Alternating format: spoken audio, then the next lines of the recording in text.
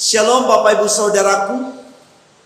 Kembali kita bersyukur Tuhan pertemukan kita di Rabu pagi ini.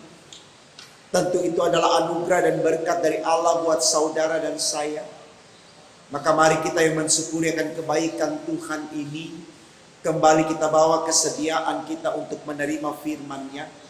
Dengan percaya firman Allah di pagi ini akan semakin menyemangati kita untuk melakukan apa yang baik yang diinginkan oleh Allah, sehingga di dalamnya kita pun diberkati olehnya, dan berkat Tuhan itu akan menjadikan kita berbahagia sekarang dan selama-lamanya. Mari kita berdoa saudaraku, kita minta pimpinan Roh Kudus di dalamnya, kita berdoa. Tuhan Yesus, terima kasih kami ada di hari yang baru ini. Kami sungguh bersyukur karena di hari ini kami kembali akan disapa firman-Mu, yang kami aminkan firman Allah ini akan menjadi berkat bagi kami, yang menyemangati kami untuk melakukan apa yang baik seperti yang Engkau inginkan dalam kehidupan kami. Karena itu ya Allah di sorga, kami mohon Engkau urapi kami lewat kuasa Roh Kudus-Mu, lalu berfirmanlah untuk kami, karena kami sedia mendengarkannya. Demi Yesus Tuhan kami. Amin. Saudaraku, bacaan Alkitab kita di Rabu pagi ini terambil dari kitab Roma pasal 5 ayat 1 hingga 5. Bagian Alkitab ini dibacakan demikian. Sebab itu, kita yang dibenarkan karena iman, kita hidup dalam damai sejahtera dengan Allah oleh karena Tuhan kita Yesus Kristus. Oleh Dia kita juga beroleh jalan masuk oleh iman kepada kasih karunia ini. Di dalam kasih karunia ini kita berdiri dan kita bermegah dalam pengharapan akan menerima kemuliaan Allah. Dan bukan hanya itu saja, kita malah bermegah juga dalam kesengsaraan kita. Karena kita tahu bahwa kesengsaraan itu menimbulkan ketekunan, dan ketekunan menimbulkan tahan uji, dan tahan uji menimbulkan pengharapan. Dan pengharapan tidak mengecewakan, karena kasih Allah telah dicurahkan di dalam hati kita oleh Roh Kudus yang telah dikaruniakan kepada kita. Saudaraku, tema renungan kita di Rabu pagi ini dituliskan demikian dalam Sabda Bina Umat, bermegah dalam kesengsaraan. Bermegah dalam kesengsaraan. Saudaraku, kalau mau jujur, kalimat yang tertulis di tema khotbah kita pagi ini sesuatu yang menurut akal manusia ini kalimat yang salah. Tidak bisa diterima kebenarannya. Kenapa demikian saudaraku? Karena di tema ini saya dan Bapak Ibu diajak untuk bermegah di dalam kesengsaraan kita. Nah, ini yang kemudian menjadi alasan kenapa di awal khotbah tadi dikatakan kalimat ini salah. Karena tidak masuk akal. Tidak sesuai dengan harapan manusia yang selalu ingin mengalami kebahagiaan. Bukan di dalam tekanan atau kesengsaraan, tapi kebahagiaan di dalam kemenangan, di dalam keberhasilan. Itu yang diinginkan. Nah, karena menurut manusia, bagaimana mungkin dia bahagia ketika dia sedang berduka karena kehilangan orang yang dia cintai? Bagaimana mungkin dia berbahagia ketika dia mengalami kegagalan, baik dalam pendidikan, dalam pekerjaan?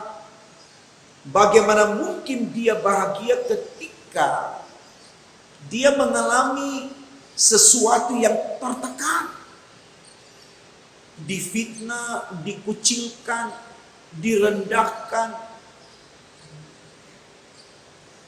Ini sesuatu yang tidak mungkin, saudaraku, bisa membawa manusia dalam sukacita. Jadi ada banyak orang yang menolak kalimat ini. Saya tidak tahu apakah Bapak Ibu termasuk dari orang-orang yang tidak membenarkan apa yang dituliskan di tema kita ini. Tapi mari sejenak, saudaraku, kita masuk ke dalam alur pikir dari redaksi kalimat yang tertulis ini. Kira-kira apa yang mau disampaikan kepada kita supaya kita bisa menerima kebenaran kalimat ini, bahwa bermegah di dalam kesengsaraan. Nah, kita mulai mungkin dari pengalaman hidup kita, saudara. Ya. Saya yakin apa yang Bapak Ibu dan saya alami mungkin berbeda-beda, ya. Tetapi yang pasti, ini yang pasti, semua kita pernah mengalami sesuatu yang tidak menyenangkan, sesuatu yang menyengsarakan, katakan demikian, ya. Entah gagal dalam pekerjaan, entah disakiti dalam pergaulan, atau mungkin juga pernah mengalami difitnah, ya, dikucilkan dan seterusnya, atau mungkin pernah mengalami duka cita dan seterusnya. Ya. Mari kita ambil dari diri kita dulu, jangan kita melihat kehidupan manusia secara universal. Ya. Kita tidak mewakili orang lain dulu, kita mewakili diri kita dulu. Saudaraku, adakah di situasi itu yang orang bilang sengsara itu tadi karena ini dan itu, kemudian di dalamnya atau saat kita menikmatinya, yang ada pada kita adalah marah, geram, benci. Apakah situasi itu akan membuat kita bisa keluar dari kesengsaraan tersebut? Jika dibandingkan dengan saat kita mengalami hal-hal yang demikian, kita duduk berdoa, kita tenangkan jiwa kita ikhlaskan apa yang terjadi sambil belajar bagaimana kita memotivasi diri kembali, bagaimana kita prepare diri kita kembali, bagaimana kita benahi hati kita kembali, bagaimana kita bangun hubungan kita kembali dengan Tuhan. Betul-betul kita ada dalam suasana yang khusyuk, suasana yang sungguh berenung dan berenung. Kira-kira, saudaraku, kondisi kita yang mana yang bisa membuat kita bermegah atau bahagia? Kalau kita mau jujur, kalau kita mau jujur, tentu di situasi itu, ketika kita sikapi dengan tenang, dengan khusyuk berserah kepada Allah, belajar melihat realitas yang penuh tantangan itu dengan iman, itu akan menyenangkan kita, akan semakin membuat kita bisa menerima kenyataan itu, ketimbang seperti dikatakan di awal, kita marah, kita geram, kita benci, bahkan mungkin kita mengutuk-utuki Tuhan dan seterusnya. Atau orang yang jahat kepada kita, kita kembali lancarkan kejahatan, lawan lagi, dan seterusnya. Ini baik, saudara, untuk kita renungkan, supaya kita mulai melihat tema khotbah ini tidak secara kekuatan intelektual yang selalu dipengaruhi dengan akal, Tapi kita melihat tema khotbah ini dengan kekuatan iman. Supaya ketika kita masuk memaknai apa yang disampaikan di tema, yaitu berbahagia dalam kesengsaraan, kita mengundang Allah lewat kekuatan Roh Kudus-Nya untuk membuat kita mengerti di balik kejadian ini apa maksud Tuhan, apa rencana Tuhan, supaya kita ada penyerahan kepada Allah. Bukan kita kritik Tuhan. Saya pikir kita perlu belajar, saudaraku, seperti apa yang dialami oleh Ayub. Beberapa khotbah yang lalu, mungkin sudah lama sekali saya sampaikan bahwa kalau kita lihat dalam kitab Ayub pasal pertama ayat 21, di situ Ayub memperlihatkan sosok spiritual yang ada padanya, sosok yang beriman. Dari semua derita yang dia alami, dalam ayat 21 dia katakan, aku datang dengan telanjang, maaf, aku pun kembali dengan telanjang. Tuhan yang memberi, Tuhan yang mengambil. Artinya di sini apa saja yang terjadi dalam hidupnya Ayub itu kewenangan Tuhan. Dia tidak mampu untuk menentukan apa yang harus dia rasakan, apa yang harus dia alami. Dengan berkata apa Tuhan yang memberi, Tuhan yang mengambil, dalam pengertian bahwa semua keputusan Tuhan walaupun tidak baik dalam pandangan manusia, itu baik sepanjang kita bangun iman di dalam menikmatinya. Kita tidak akan bersungut-sungut, kita tidak akan marah, kita tidak akan memberontak. Karena Ayub sadar betul, dia datang ke dunia dengan telanjang, maaf, dia juga kembali dengan telanjang. Artinya apa yang ada padanya bukan miliknya, itu milik Tuhan. Tuhan yang memberi, Tuhan yang mengambil. Yang tentu sangat berbeda dengan apa yang dipikirkan oleh istrinya. Kalau kita lihat di ayat 2, ayat 9. Di situ istrinya mengutuki Tuhan dan meminta Ayub juga untuk mengutuki Tuhan.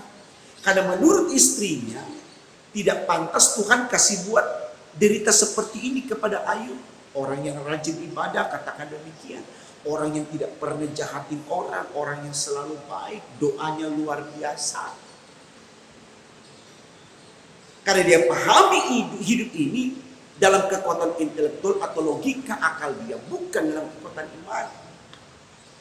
Makanya Ayub bantah lagi istrinya dalam pasal 2 ayat 10. Dia katakan, apakah kita hanya mau menerima yang baik dari Tuhan tapi yang buruk tidak? Nah, ini mau menjawab saudara. Apakah kita hanya mau menerima yang baik dari Allah tapi yang buruk tidak? Ayub pasal 2 ayat 10. Tentu ini mau mengajarkan kepada saya dan saudara bahwa nikmati apa saja yang Tuhan berikan. Walaupun dalam ukuran manusia itu buruk, tapi sepanjang itu Tuhan yang berkenan, saudaraku aminkan itu berkat. Amin. Itu berkat. Ini yang dikatakan dalam ayat 3 sampai 5 bacaan kita, dikatakan begini ayat 3. Dan bukan hanya itu saja, kita malah bermegah juga dalam kesengsaraan kita. Garis bawah kata kesengsaraan kita, karena kita tahu bahwa kesengsaraan itu menimbulkan ketekunan. Nah, ketekunan di sini saudara kita bisa miliki kalau kita mulai bangun hidup kita dengan iman dalam Kristus Yesus, ya. Dan ketekunan menimbulkan tahan uji, dan kalau Tuhan sudah beserta kita, kita akan bisa bertahan dalam derita apapun. Tuhan tidak pernah menguji iman kita melebihi dari kekuatan kita. Amin. 1 Korintus 10 ayat 13. Pencobaan-pencobaan yang kamu alami adalah pencobaan biasa yang tidak melebihi kekuatanmu. Bila mana kau dicobai, Tuhan akan berikan kepada jalan keluar. Ini janji Tuhan, saudaraku, ya. Dan tahan uji menimbulkan pengharapan, dan pengharapan tidak mengecewakan karena kasih Allah telah dicurahkan dalam hati kita oleh Roh Kudus yang telah dikaruniakan kepada kita. Ini janji Tuhan. Ini janji Tuhan. Jadi walaupun kita menderita di dunia ini, tapi itu sifatnya sementara karena dunia ini fana. Tidak ada orang yang akan tinggal di dunia ini untuk selamanya. Sesudah di dunia ini Tuhan akan bawa kita kepada kehidupan yang kekal. Kenapa? Kita sudah mengalami kasih karunia Allah. Ini yang dialami oleh Lazarus. Kalau kita baca dalam kitab Injil Lukas pasal 19. Pasal 16 ayat 19 sampai 34. Lazarus itu orang yang sangat miskin, saudara. Pakaian compang-camping, sama seperti Ayub. Setelah dia kaya, dia menjadi orang yang sangat menderita. Makan makanannya Lazarus itu, saudaraku, makanan dari sisa-sisa yang jatuh dari meja orang kaya. Dia nggak peduli, bukan makanan ini yang akan menyelamatkan aku. Bukan pakaianku yang compang-camping yang akan menyelamatkan aku. Bukan sakit di kulit dan dagingku yang menyelamatkan aku. Tapi imanku, ini yang Lazarus pelihara. Sehingga ketika dia mati, malaikat Tuhan datang mengangkat dia dan membawa dia ke pangkuan Abraham. Bapak beriman orang percaya, artinya Lazarus masih di surga. Ini catatan supaya kita tidak mengeluh. Di masa-masa pandemi ini banyak sekali orang yang menderita, saudaraku. Usahanya bangkrut. Bahkan mungkin yang tadinya biasa makan enak sekarang sudah tidak enak. Karena kekurangan uang dan seterusnya. Atau mungkin kehilangan pekerjaan dan seterusnya. Atau mungkin yang tadinya dia bisa ke luar negeri sekarang sudah tidak bisa. Karena larangan ini dan itu. Banyak sekali orang yang menderita. Sekarang kita mau memberontak dengan Allah. Marah kepada Allah. Apa kekuatan kita memprotes Allah? Tidak ada, saudara. Nikmati. Ini fase. Ini waktu. Di mana kita berenung. Kita introspeksi diri. Bahwa kita butuh Tuhan. Jadi Tuhan kasih corona ini. Tuhan kasih situasi yang identik dengan sengsara ini. Bukan kebetulan. Supaya yang sombong-sombong dengan Allah dulu kembali. Sadarilah engkau bukan siapa-siapa. Jadi kalaupun di masa pandemi ini kita masih punya pekerjaan, usaha kita masih bisa jalan. Bukan berarti kita tidak mengalami derita, saudaraku. Supaya kita mulai belajar untuk bersedia. Apapun yang kita alami, itu berkat. Kita tidak bisa lari dari kenyataan itu. Coba kita lihat, saudaraku, dalam kitab 1 Petrus pasalnya yang keempat, 1 Petrus pasal 4 ayatnya yang pertama dikatakan di sana begini. 1 Petrus 4 ayat 1. Jadi karena Kristus telah menderita penderitaan badani, nah bukan cuma saya dan saudara yang mengalami penderitaan badani, tapi Kristus juga. Dia juga teraniaya. Dia juga tersiksa. Dia mengalami sengsara yang luar biasa. Bahkan kalau boleh dikatakan sengsaranya Yesus itu lebih berat daripada kita. Bayangkan, saudara. Via Dolorosa menceritakan tentang Yesus yang teraniaya secara fisik dan batin.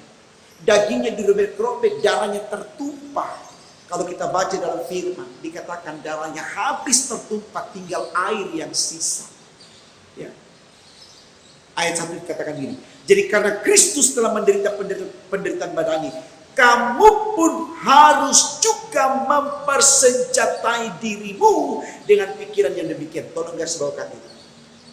Kita juga, saya dan Bapak Ibu dan semua manusia harus mempersenjatai diri kita dengan pikiran yang demikian. Bahwa kita pun akan mengalami yang namanya penderitaan badani. Kenapa? Karena kita ada di dunia. Nanti kalau di surga baru tidak ada penderitaan badani.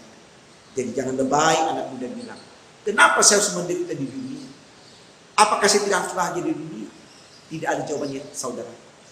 Penderitaan itu hakikat keberadaan manusia selama dia ada di dunia. Ya. Kalimat selanjutnya dikatakan begini. Karena barang siapa telah menderita penderitaan badani, ia telah berhenti berbuat dosa. Nah, saya katakan tadi.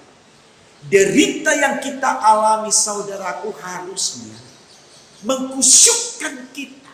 Merendah di hadapan Allah.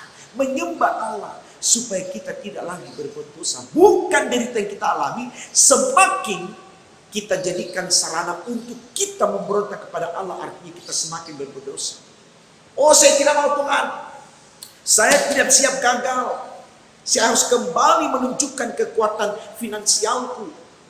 Usahaku harus lancar. Lalu dia halalkan segala cara. Dia tipu sana, dia tipu sini, dia bohong sana, bohong sini untuk mendapatkan kelancaran usahanya. Bisa saja saudaraku didapatkan keberhasilan. Pertanyaannya, sampai kapan keberhasilan itu dia rasakan? Sampai kapan saudara? Jawab. Sampai kapan rasa kemenangan itu dia pegang di balik kejahatannya? Mari kita jawab. Sampai kapan? Sampai selama-lamanya kah? Tidak saudara. Karena ada masa di mana dia akan mempertanggungjawabkan kejahatannya. Jadi yang jahat-jahat jangan merasa lega karena mendapatkan sesuatu yang wah dari kejahatannya. Jangan. Tapi sadarilah, itu jebakan untuk saudara. Untuk masuk dalam derita yang lebih parah dari awal derita yang Tuhan izinkan terjadi. Karena apa? Ketika Tuhan berikan derita awal, itu di situ Tuhan tidak menguji iman kita melebihi dari kekuatan kita. 1 Korintus 13 lagi. Tapi ketika kita mengubahnya menjadi keinginan kita, maka derita itu yang akan menimpa kita. Dan akhirnya kita tidak kuat. Tidak sedikit saudara, orang yang stres lalu bunuh diri mati sia-sia. Orang yang stres lalu gila, hilang ingatannya karena tidak siap menerima kenyataan. Apakah kita sebodoh itu mau membawa kita kepada kesengsaraan di mana kita kehilangan akal sehat kita, di mana kita kehilangan kebahagiaan kita hanya karena ambisi kita, keserakahan kita, keegoisan kita?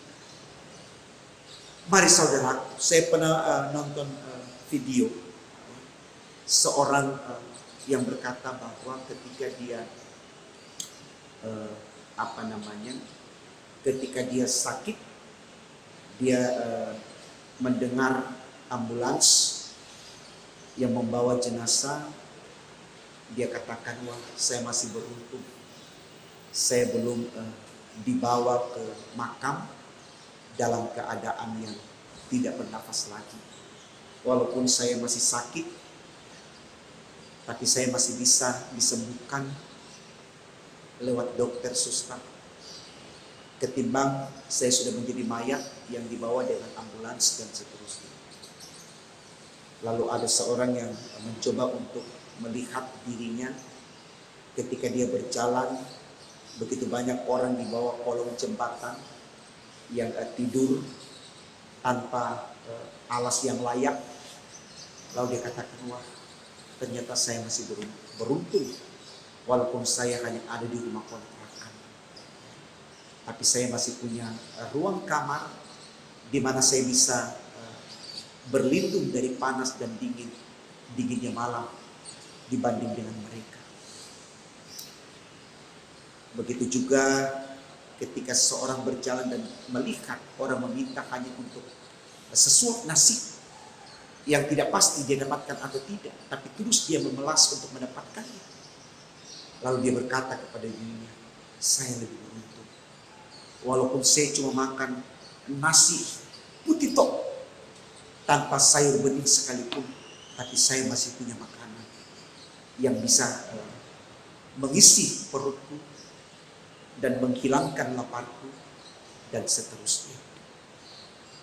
Kenapa kita tidak belajar melihat saudara bahwa kita ada di antara orang-orang yang banyak sekali mengalami derita yang lebih menderita dari kita, sehingga itu menjadi spirit bagi kita untuk bersyukur. Bukan mensyukuri derita mereka, tapi bersyukur tentang keadaan kita, bahwa kita masih disayang Tuhan. Supaya dengan syukur yang ada pada kita, kita mau melihat orang yang menderita, dan kita mencoba untuk menjadi sumber semangat bagi mereka. Ini lebih baik saudara, daripada kita memberontak dan marah kepada Tuhan, apalagi lari dari pelayanan Tuhan. Tuhan tidak meminta kita untuk itu saudara. Sekali lagi tema khotbah kita berkata, bermegahlah dalam kesengsaraan kita. Karena dengan bermegah berarti ada kesediaan untuk bersorak, memuji, memuliakan Allah dalam situasi apapun. Dan itulah jalan bagi kita menuju surga yang kekal. Selamat menikmati warna kehidupan lewat dinamika dan harmonisasinya hari ini. Bahkan besok, yakin apapun itu berkat. Supaya kita hanya ada dalam sukacita dan ucapan syukur dan syukur dan syukur. Dan terakhir saudara, kekasan dari kehidupan orang Kristen itu bersyukur. Jadi kalau Bapak Ibu menganggap Bapak Ibu adalah orang Kristen yang percaya kepada Yesus, maka tidak ada alasan bagi Bapak Ibu untuk tidak bersyukur. Karena sekali lagi, bersyukur itu adalah kekasan atau ciri khas dari orang-orang Kristen. Selamat bersyukur untuk apapun yang kita alami. Tuhan memberkati saudara dan saya. Amin. Mari kita berdoa. Terima kasih Tuhan. Firman-Mu sudah memberikan pengajaran yang luar biasa kepada kami. Untuk mengerti bahwa hidup ini identik dengan derita. Karena dunia sendiri fana. Dan kami sedang berjuang untuk mencapai kehidupan yang kekal. Kehidupan yang sempurna. Kehidupan yang abadi. Dan itu hanya ada di dalam Yesus Kristus yang kami imani sebagai Tuhan dan Juru Selamat kami. Semangati kami Tuhan untuk selalu hidup dalam iman kepada Kristus. Agar dengan demikian kami siap menghadapi derita tantangan seperti apapun dalam hidup ini. Dengan tetap bermegah di dalam iman. Bersorak dalam kebenaran. Karena Kristus sudah menjanjikan sesuatu yang kekal, sesuatu yang sempurna kepada kami. Ini doa kami Tuhan Yesus. Sempurnakan dan kabulkan. Karena kami berdoa hanya dalam nama Tuhan Yesus, Allah kami yang hidup. Haleluya, puji Tuhan. Amin.